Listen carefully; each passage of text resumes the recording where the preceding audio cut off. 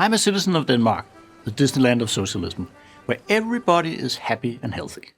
Forget the Soviet Union, Cuba, Venezuela, and all those power-mad Marxists who got it wrong. Denmark is the model to follow. There's just one problem. It's a fantasy. For it to be true, Denmark would have to be a socialist country. But it's not. If it were, it would have gone Venezuela a long time ago. Sorry to bring all the new fans of socialism the bad news, but that's the reality.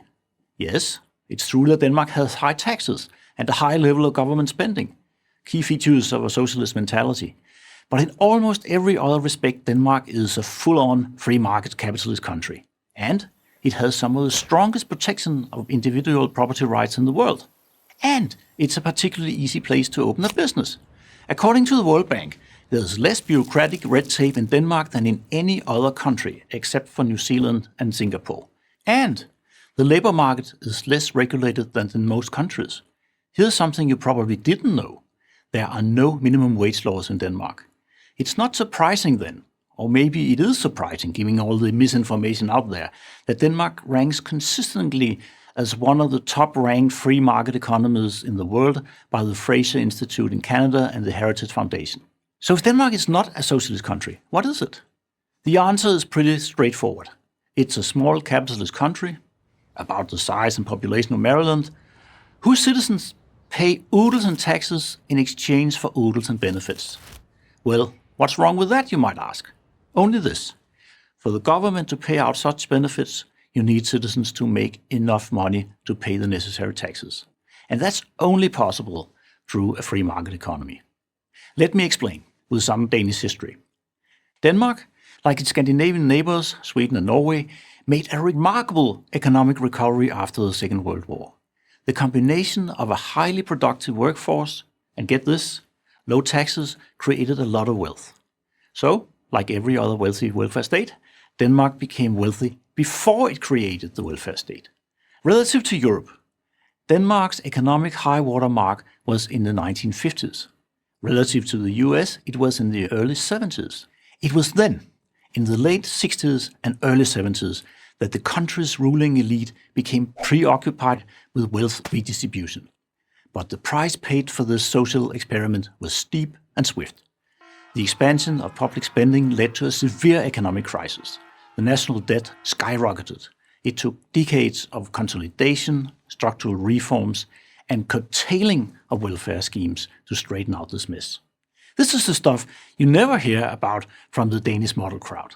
The sharp tax hikes and spending also sparked a widespread popular revolt and led to the emergence of the tax protesters party, Fremskridtspartiet.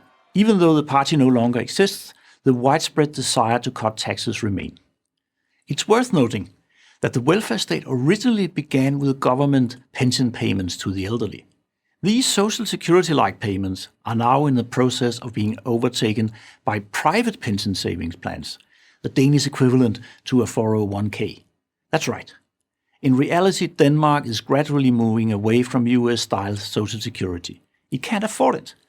Denmark, the so-called socialist model, is returning the responsibility for retirement savings back to its citizens. And what about healthcare? Free, right? Nothing is free. Danes pay for their healthcare through their high taxes. Private healthcare insurance is available, however. It's becoming more and more popular as long wait times associated with government-run medical care becomes less and less popular. But in a welfare state, education is free, right? Well, that's another thing about free. It doesn't mean ideal. Almost 1 in 5 parents in Denmark chooses to send his or her children to private schools, paying part of the bill themselves.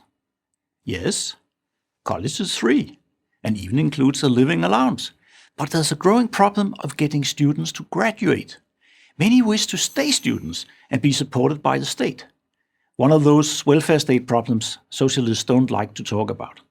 And again, all this free stuff comes with a price.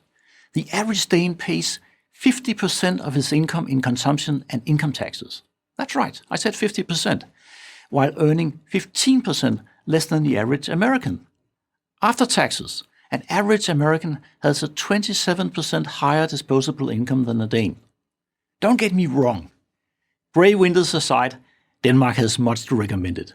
It's just that being a socialist paradise isn't one of them.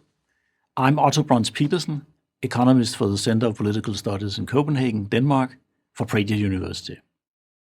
Thank you for watching this video. To help keep PragerU videos free, please consider making a tax-deductible donation.